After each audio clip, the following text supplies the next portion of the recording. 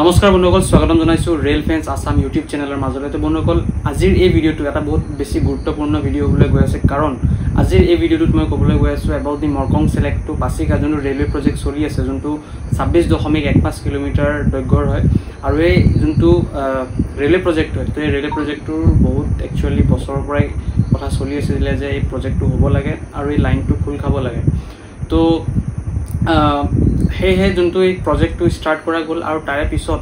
এতিয়া যোনটো বৰ্তমান ষ্টেজত আছে সেই ষ্টেজটোৰ বিষয়ে এই কথাখিনি পাতিবলৈ যাম এই ভিডিঅ'টোত। গতিকে কিমান শতাংশ কাম সম্পূৰ্ণ হৈছে এই লাইনটোত, আৰু লগতে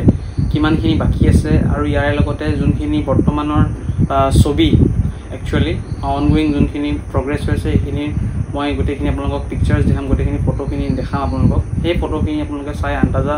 লগাব পাৰিব যে কিমানখিনি প্ৰগ্ৰেছ হৈছে, আৰু অনাগত এই আহিবলগীয়া কেইটামান মাহৰ ভিতৰতে হয়তো সম্পূৰ্ণ হৈ উঠিব। গতিকে আপোনালোকে ভিডিঅ'টো ভালকৈ চাওক, গোটেইখিনি তথ্য পাব। মৰকং সেলেক্ট জোনাইৰ পৰা লৈ পেলাই পাছিঘাট অৰুণাচল প্ৰদেশলৈকে যিমানখিনি এই লাইনটোৰ একচুৱেলি কাম হৈছে গোটেইখিনি ভিডিঅ'টোত আপোনালোকে গম পাব। গতিকে ষ্টাৰ্টিঙৰ পৰা লৈ এণ্ডিঙলৈকে ভালকৈ চাব। আৰু বহুত দিনৰ পিছত অসমীয়াত মই ভিডিঅ'টো বনাই আছোঁ, বেছিভাগ মই হিন্দীতে দিওঁ এইটো চেনেলত, কিন্তু আজি ভাবিলোঁ যে নাই, অসমীয়া লেংগুৱেজতে দিওঁ, নিজৰ যোনটো মোৰ মাডাৰ টাং হয় সেইটো লেংগুৱেজতে মই ভাবোঁ দিলে, কাৰণ মোৰ যোনখিনি দৰ্শক হয় বহুতে অসমীয়া বুজিয়ে পায়, গোটেইখিনি প্ৰায় বুজিয়ে পায়, আৰু অডিয়েঞ্চখিনিও মোৰ সেইখিনি বিচৰি আছে। চ' চাওক এই ভিডিঅ'টো, আৰু কেনেকুৱা পায় কমেণ্ট বক্সত জনাবলৈ নাপাহৰিব। লগতে নতুনকৈ যদি চাই আছে চেনেলটো ছাবস্ক্ৰাইব কৰিব, আৰু ভিডিঅ'টো লাইক কৰক যিমান পাৰে, আৰু পাৰিলে আপোনালোকে হোৱাটছএপৰ ষ্টেটাছত লিংকটো শ্বেয়াৰ কৰক, কাৰণ বহুত দিন ভিডিঅ' দিয়া নাই, অলপ ৰিচটো ডাউন আছে। সেয়েহে গোটেইখিনি মানে চবৰ মাজলৈ একচুৱেলি গোটেইখিনি তথ্য পাব লাগে, গতিকে শ্বেয়াৰ কৰি দিব। গতিকে আগবাঢ়িছোঁ ভিডিঅ'টোৰ মাজলৈ। চ' যেনেকৈ মই ক'লোঁ, Murkong Selek to Pasighat railway project এইটো ষ্টাৰ্টিং হৈছিলে একচুৱেলি 2023 চনৰ পৰাই কাম আৰম্ভ হৈছে, আৰু 24 পৰাই এইটো ক'ব গ'লে অলপ গতিটো বাঢ়িছে, কামৰ গতিটো। চ' মাজতে অকণমান কিছুমান ইণ্টাৰনেল অলপ এফেয়াৰ্ছ আছিলে এইটোৰ ভিতৰত এই ৰেলৱে প্ৰজেক্টটোৰ কাৰণে। তো কাৰণ এই যোনটো ৰেলৱে প্ৰজেক্ট হয়তো বহুতখিনি একচুৱেলি পথাৰৰ মাজেদিও গৈছে, বহুত ক'ব গ'লে বহুতখিনি লেণ্ড একুইজিশ্যন ৱৰ্কছ কমপ্লিট হোৱা নাছিলে। চ' লেণ্ড একুইজিশ্যন ৱৰ্কখিনি কমপ্লিট কৰি পেলাই যোনখিনি এতিয়া বৰ্তমানৰ কাম চলি আছে, তো হৈ আছে এতিয়া ফুল চুইঙত কাম চলি আছে এই গোটেই লাইনটোৰ। চ' এই দুটা ফেজত হ'ব এই লাইনটোৰ কাম। প্ৰথম ফেজত মৰকং সেলেক্ট টু চিলে, যোনটো পাছিঘাট আৰু মৰকং সেলেক্টৰ মাজত যোনটো ষ্টেচন হ'ব চিলে। চ' মৰকং সেলেক্ট টু চিলে পূৰা গতিত চলি আছে, পূৰ্ণ গতিত পূৰা কাম চলি আছে। আৰু চিলেৰ পৰা যোনটো পাছিঘাট, যোনটো প্ৰায় 10 কিলোমিটাৰমান হয় দৈৰ্ঘ্য, আৰু যোনটো মৰকং সেলেক্ট টু চিলে মই ক'লোঁ ফাৰ্ষ্ট ফেজত, তো এইটো প্ৰায় 15.60 কিলোমিটাৰ হয়, 15.60 কিলোমিটাৰৰ এই যোনটো দৈৰ্ঘ্য এই ফাৰ্ষ্ট ফেজত ফেজ ৱাইজ কাম যিহেতু হৈছে, গতিকে ফুল চুইঙত চলি আছে। আৰু যোনটো ছেকেণ্ড ফেজত আপোনাৰ যোনটো 10 কিলোমিটাৰ বাচিব ফ্ৰম চিলে টু পাছিঘাট, চিলেৰ পৰা পাছিঘাটলৈ 10 কিলোমিটাৰ দৈৰ্ঘ্যৰ যোনটো লাইন কাম চলি আছে। তো গোটেইখিনি একে হেৰিতে চলি আছে, কিন্তু যোনটো মই পৰৱৰ্তী যদি মই ক'বলৈ যাওঁ ফিজিকেল প্ৰগ্ৰেছ, তো ফিজিকেল প্ৰগ্ৰেছ 45% ফিজিকেল প্ৰগ্ৰেছ হৈ আছে এতিয়া বৰ্তমান। কামৰ যোনখিনি ফিল্ড ৱৰ্কৰ 45% অলমষ্ট হৈ গৈছে, আৰু 55% মানে 55% আৰু কাম বাকী আছে এই লাইনটোত। গতিকে এই কামখিনিও বহুত সোনকালে সম্পূৰ্ণ হৈ উঠিব। আৰু ইয়াৰে লগতে আৰু এটা সুখবৰ দিবলৈ বিচাৰোঁ যে যোনখিনি ট্ৰেক লেইং প্ৰচেছ হয়, মানে যোনখিনি ধৰক যেনেকৈ আপোনালোকে গম পাই যে ট্ৰেইন এখন চলিবলৈ হ'লে প্ৰথমতে আমি লে কৰিব লাগিব, মানে প্ৰথমতে আমি গোটেইখিনি ট্ৰেকছ মানে ক'ব গ'লে ট্ৰেকখিনি ভালকৈ লগাব লাগিব, গোটেই স্লিপাৰ্ছবিলাক। চ' সেইখিনিৰে কাম চলি আছে। তো ট্ৰেক লেইং প্ৰচেছ ফুল চুইঙত চলি আছে কামখিনি, আৰু সেইখিনিৰে অলপমান মই কিছুমান ফটোজ আপোনালোকক দেখাবলৈ চেষ্টা কৰিছোঁ, স্ক্ৰীণত আপোনালোকে চাব পাৰে। আৰু ইয়াৰ লগতে ষ্টেচনৰ মই আপোনাক ষ্টেচন বিল্ডিঙৰ ফটোও দেখাইছোঁ, স্ক্ৰীণত আপোনালোকে চাব পাৰে। চ' এইখিনি ফটো চাই আপোনালোকে হয়তো আন্দাজা লগাব পাৰিছে যে কিমানখিনি আচলতে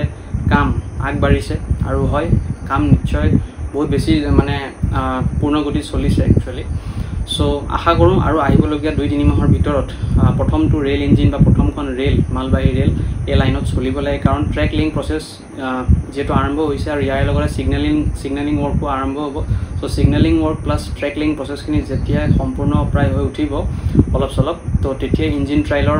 যোনটো সিহঁতৰ প্ৰথম ফেজত ইঞ্জিন ট্ৰাইল কৰে ৰেলৱেৰ ফালৰ পৰা। তো উত্তৰ পূব সীমান্ত railway NFR north east frontier ৰেলৱেৰ ফালৰ পৰা সিদ্ধান্ত ল'ব প্ৰথমটো ট্ৰাইল ইঞ্জিন কেতিয়া কি চলাব লাগে। তো এইখিনি আমি পিছত পৰৱৰ্তী সময়ত আমি গম পাম, আহিবলগীয়া সময়ত আমি গম পাম। গতিকে সেইখিনিও আপোনালোকে গম পাব তেতিয়াহে যদি আপোনালোকে চেনেলটো ছাবস্ক্ৰাইব কৰি ৰাখে যেতিয়া মই ভিডিঅ' আপলোড কৰিম তেতিয়া আপোনালোকৰ মাজলৈ ভিডিঅ' নটিফিকেশ্যন যাব আৰু সেয়েহে মই কওঁ ছাবস্ক্ৰাইব কৰিবলৈ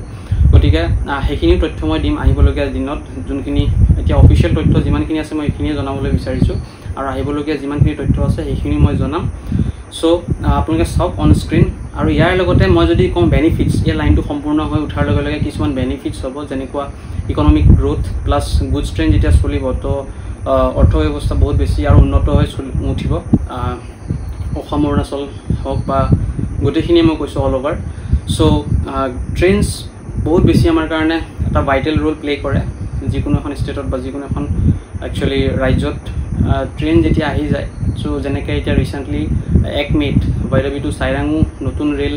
একচুৱেলি এখন চলোৱা গৈছে তো ট্ৰায়েল বেচিছত চলোৱা হৈছে ইনস্পেকশ্যন হৈছে সো জুলাই মাহৰ পৰা হয়তো এইটো Lino Bhairavi to Sairang rail ৰুটটো পূৰা ফুল্লি অপাৰেশ্যনেল হৈ যাব সো সেইটোৰ বিষয়ে মই নেক্সট ভিডিঅ' আনিব গৈ আছোঁ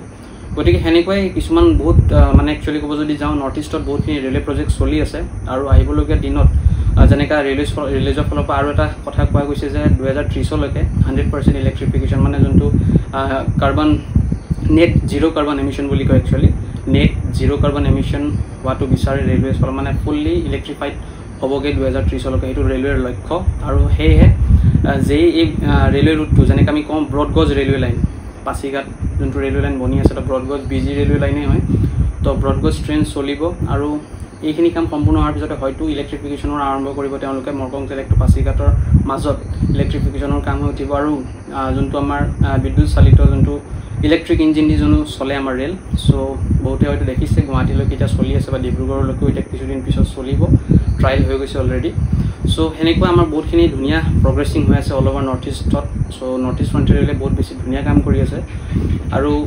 মৰকং চেলেক্ট টু পাছিঘাট যিহেতু মই ক'লোৱেই আপোনালোকক এটা সৰু আপডেট দিবলৈ আছিলে এইটোৰ বিষয়ে মই যোনখিনি ফটো দেখালোঁ আপোনালোকক ষ্টেচন বিল্ডিঙৰ হওক বা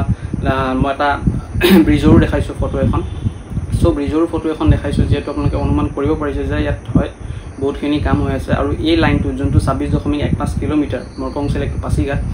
তো বহুতখিনি ৰেলৱেৰ minor bridges plus major bridges তো সৰু সৰু